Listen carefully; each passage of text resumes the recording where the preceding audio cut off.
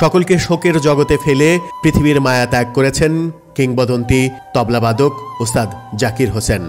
বিখ্যাত বাবার কিংবদন্তি সন্তান তিনি। গত 2 সপ্তাহ ধরে যুক্তরাষ্ট্রের সান ফ্রান্সিসকোর একটি হাসপাতালে চিকিৎসাধীন ছিলেন ওস্তাদ জাকির হোসেন।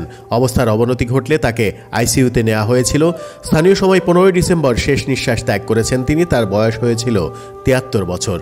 কিংবদন্তি ওস্তাদ জাকির হোসেন, এক নজরে তিনি কেমন ছিলেন চলুন জেনে নেওয়া যাক। 1951 সাল ওস্তাদ জাকির হোসেনের জন্ম 9 মার্চ।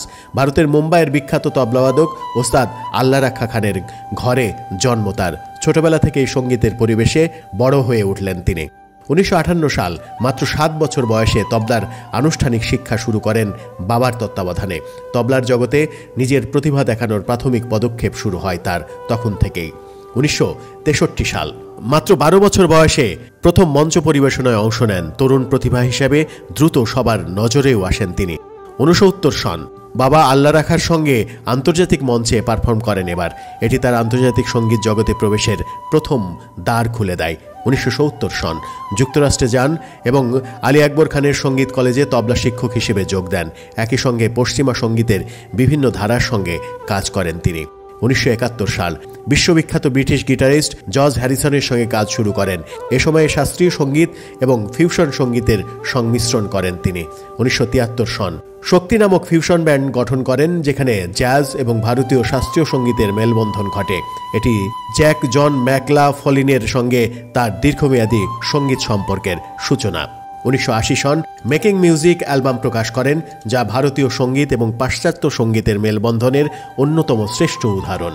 1988 সাল ভারত সরকারের কাছে পদ্মশ্রী সম্মাননা পান, যা ভারতের চতুর্থ সর্বোচ্চ অসামরিক পুরস্কার। পদ্মভূষণ সম্মাননা অর্জন করেন এবার। এটি তার সঙ্গীত জগতে অনন্য অবদানের স্বীকৃতি হিসেবে প্রদান করা হয়। 2012 সালে গ্র্যামি অ্যাওয়ার্ড জয় করেন বেস্ট ওয়ার্ল্ড মিউজিক অ্যালবাম বিভাগে।